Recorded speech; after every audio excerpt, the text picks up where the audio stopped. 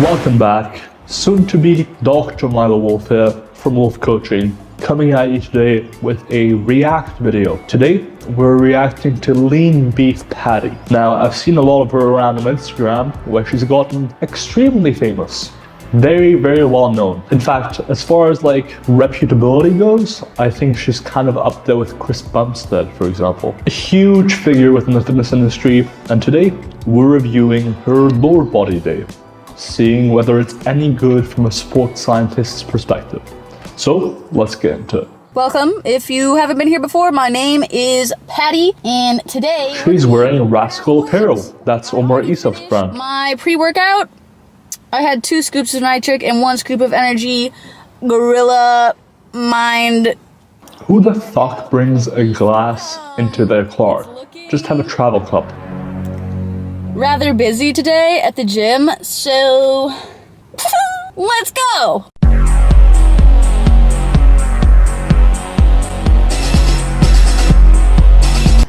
Quirky. I don't know if I'm allowed to be in this room, actually. I don't think I am, but I'm gonna be here. Also, it kind of sucks filming by yourself. I'm not gonna lie, I hate filming by myself. It feels so lonely. Oh, boo-hoo. Let me play a sad song for you on the world's smallest... You know what? She has a point with that though. Most clients I have, and myself as well, recording yourself in the gym feels pretty daunting for a lot of people. Now, I imagine Lean Beef Patty can get away with this on account of having 2 million YouTube subscribers and making a good deal of money from it. But for a lot of people, especially when they're first doing it, it can be pretty awkward.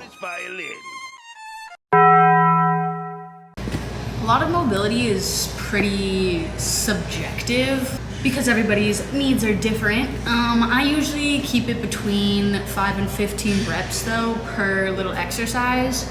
I just like having a number. I like numbers. Just kidding, I hate numbers, I hate math, but I like numbers between 5 and 15. Gotta have these. Gotta have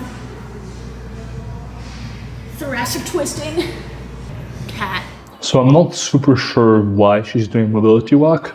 Let's see, maybe she's doing some lifts that require it. With that being said, generally, mobility walk is kind of only recommended if and when you need it, right? Mobility walk doesn't directly grow any muscle, so unless it allows you to get into a way better position and get more, for example, a longer muscle length for your quads in the squat. If it allows you to do that, and it's not taking a lot of time, it might be worth doing it because it allows you to get more hypertrophy owing to the longer muscle lengths. However, most of the time, unless you have some sort of pre-existing pain or injury or recommendation by a physio, I wouldn't recommend just doing mobility work for the sake of it. Cow. Cat. Cow.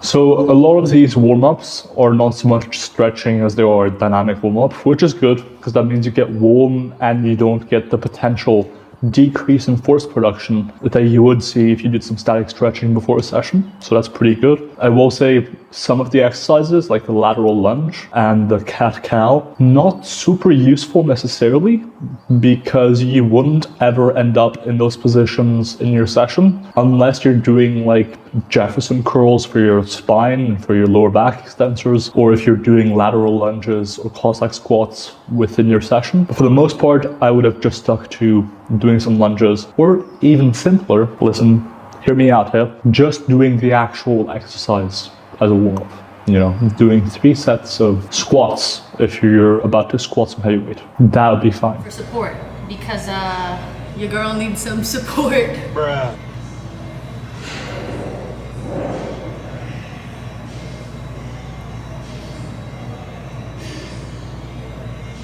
Probably I could actually do it without that. See? Oh. So first of all, very cool that she's doing Sissy squats.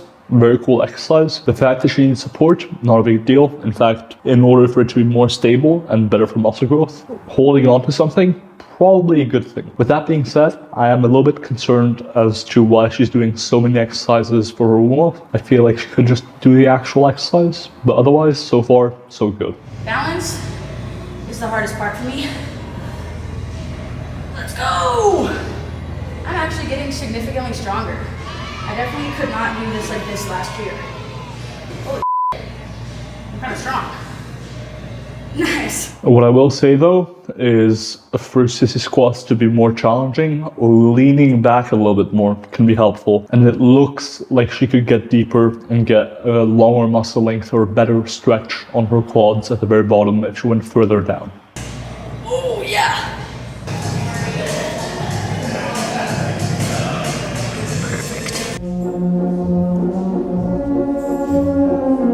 There's some fucking classical music playing. What's going on here?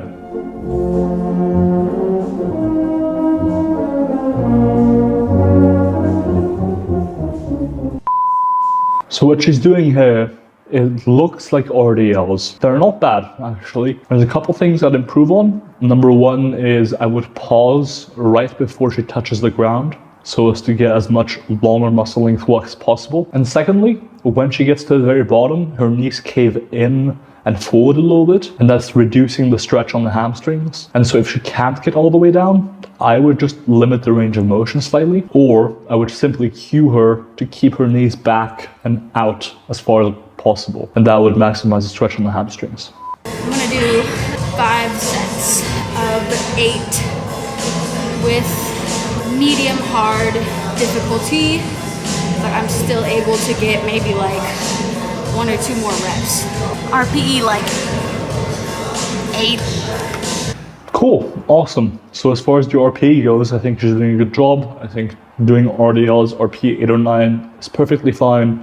You can go a little bit closer to failure, or even all the way to failure on the last set. But as far as RPE goes, 8 or 9 is solid. I would say 5 sets of RDLs specifically is a lot. Most people get a lot of soreness and pretty fatigued from just 2 or 3 sets. And so 5 sets can be pretty challenging. Otherwise, 8 reps is perfectly fine. I wouldn't go much above 10 reps for RDLs, but also not below 5 reps if growth is the goal. So between 5 and 10 reps is totally fine. She's doing 8, perfect.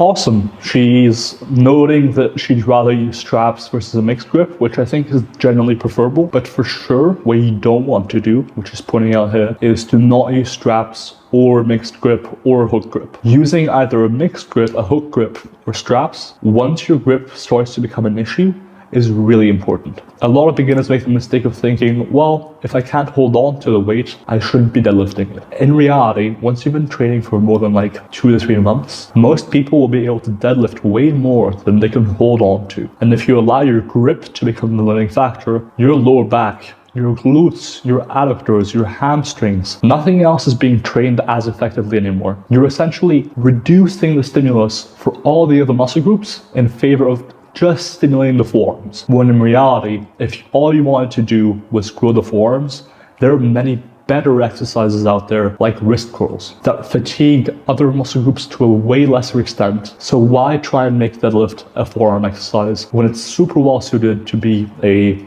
hip extensor exercise? Okay, that was set 3, and it's getting a bit harder. Stay hydrated. I need some song suggestions. If you have a song you'd like to suggest to me, please leave it in the comment section below. Thank you. I would like to suggest Lift Yourself by Kanye West. You're welcome.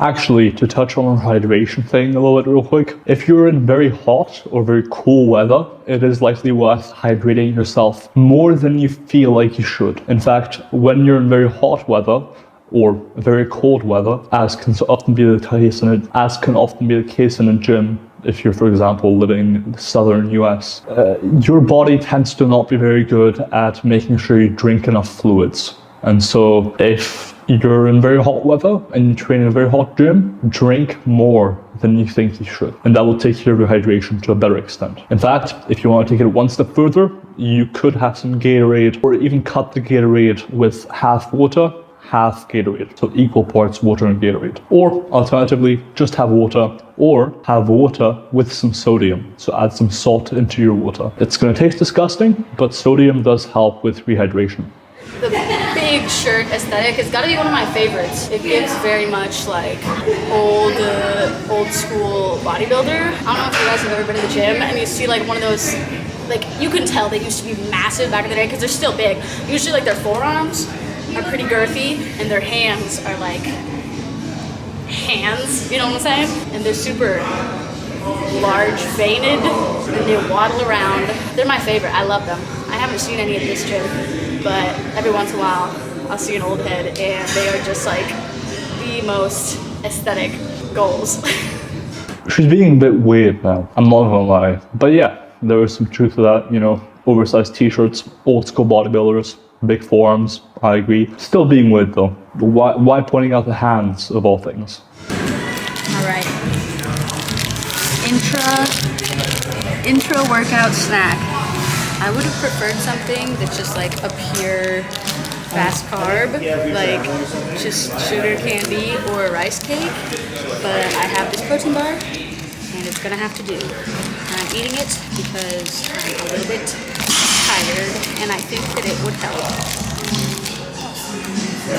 So, having some intra-workout nutrition, or potentially even before your session nutrition, having some carbs, some protein can be helpful as well. As long as you have some protein around your session, within a couple hours before or after your session, you're covered. If you had a meal like an hour and a half before your session, you don't need to rush to the cupboard to get your protein powder out and have a shake real quick. It's fine, but having some protein sometime around your session within a few hours, probably a good idea to maximize muscle growth. Carbs, on the other hand, there is some evidence, as I break down in this video here, that having some carbs before a session, not a huge amount, but some carbs can be helpful. And that probably applies to within a session too. So if you don't have some carbohydrates before a session, that's totally fine. And there is likely something to having those carbs be a little bit more fast acting or easily digestible. So for example, candy, what have you. Not a huge deal, but could be worth considering. Otherwise, just have a banana or an apple. That'll do fine too.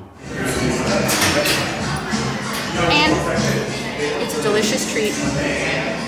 Okay, done. I think I'm gonna sit for a couple of minutes, drink some water, go to the bathroom, and then continue to work out. Okay, so I like using one of these when I do a hack squat to put it behind my back, just like so the angle's better, but look at this. It's puny. Nobody comment saying it's average. It's not average. We'll see how it goes.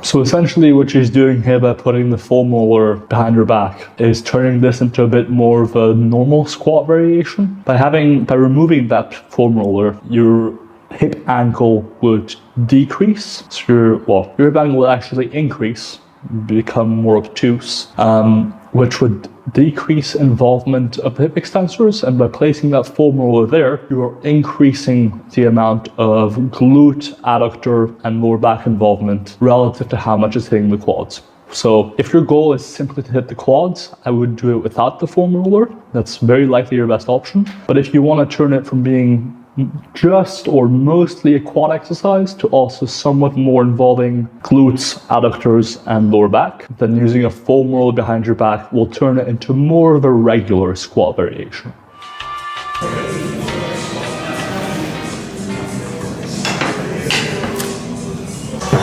Okay, so my workout is like almost over, but... Alright, so just to touch on the depth here, she could be going way deeper. Especially if the goal is quads here, I would just go deeper, but I would go deeper even for the glutes and adductors. As I discussed in this video here, training at lower muscle lengths is likely just better.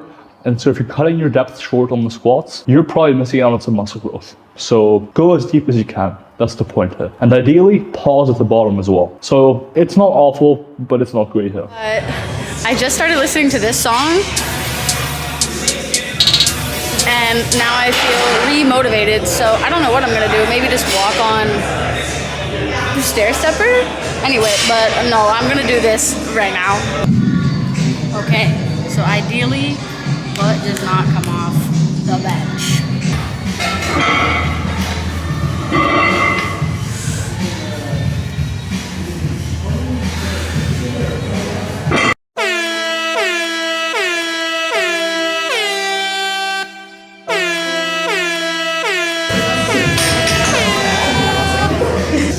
Okay, I literally put like nearly maximum effort to not lift my butt. Why is the music choice so obnoxious? We get it. You're memeing. Very cool. Please stop. I don't even know what to say, honestly. Last but certainly not least, glute medius kickback. All right, so as far as leg curl technique went, pretty solid. She paused at the bottom. She didn't really lift her butt to make the shortened position easier. Looked pretty solid. I mean, you can't really mess up leg curls that much, but she was doing a good job, so respect there.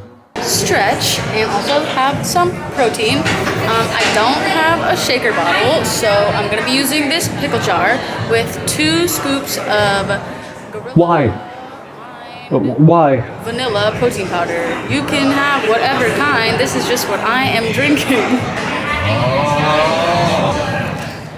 Please, I use just buy a protein shaker. Just kidding. I use Why is she so weird? This is... What? This is what kids do nowadays. That looks horrid. It's I can just smell the residual pickle flavor. Yuck. That's disgusting. pancake. And then this is the difference. Your hips. This is a pancake. That's the difference. That's the difference. All right, so real talk. I'm not really gonna break down what stretches she's doing. They're fine. What I will say is if you're going to do static stretching, doing it after a session is a good idea, like she's doing here. She did her dynamic stretching or dynamic warm-ups before the session, which is good because it gets her warmed up. It doesn't induce the reduction in force production that static stretching can induce if you do it before a training session. Doing her passive stretching after a session, pretty solid. So I give thumbs up from a sports science perspective. I'm not going to show that motion again. Check this out. Why? Why am I being shown videos of mice kissing right now? Here is I'm pushing my shoulders up and also back like this, like arching, like a seal. And if it's a good day, I'll be able to touch my head. Let's see if it's a good day. It's not a good day. Very cool. It's sort of flexibility that doesn't really help you in anything if you're just going about your daily life or lifting weights. But it's still cool, I guess. So if you like being flexible, stretch. Activities are suitable for everyone. Flexibility in itself is not a good thing, by the way. It doesn't improve your longevity or anything. If you fall on your head, you really don't want to mess with your neck. You know, you really don't want to mess with like your spinal cord. Not terrible advice. I agree with this. Do not mess with your neck. Good idea. Okie artichokes, that is Oh God. it for today. I really hope the video turns out well. I'm not sure how it will turn out. Let me know what you think. I'm not sure how old she is, but she's pretty obnoxious. I personally prefer doing these videos like with a friend. And I think You got a point. it's definitely more entertaining. At least like for me, it's easier for me to like bounce off of somebody else's energy. Unfortunately, I really only have so many friends. So I don't know, hopefully something will change in the future, but in the meantime, I guess I'll just try to get better at making videos by myself. I think it'll be better since this is like a smaller gym and I'll probably feel less intimidated to take videos. But anyway, thank you so much for watching. I hope you had a good time doing that. Anyway, goodbye.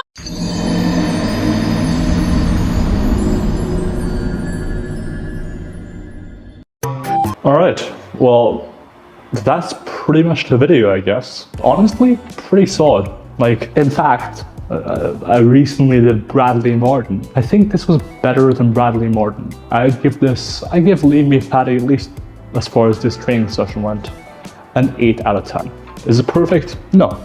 But it's quite good, surprisingly good, actually. A few small tweaks I'd incorporate, but you know, like the basics of, oh, don't do static stretching before a session, do some dynamic warm-up before a session, even if that's only the exercise itself. Generally pretty decent technique, although her depth on some stuff could be improved. You know, like, I don't really have any beef with it. So, generally pretty solid, didn't say too much bullshit, so I give it an 8 out of 10. Anyways, that's the video. If you want to see me review anyone else, leave a comment down below letting me know who you want to see, and I'll see you guys, my subscribers, in that next one. Peace. I fucking hate ads. No one should have to suffer this, okay? Except if you're watching my videos, then please turn ad block off. I will personally come to your house and give you a kiss on the forehead if you do.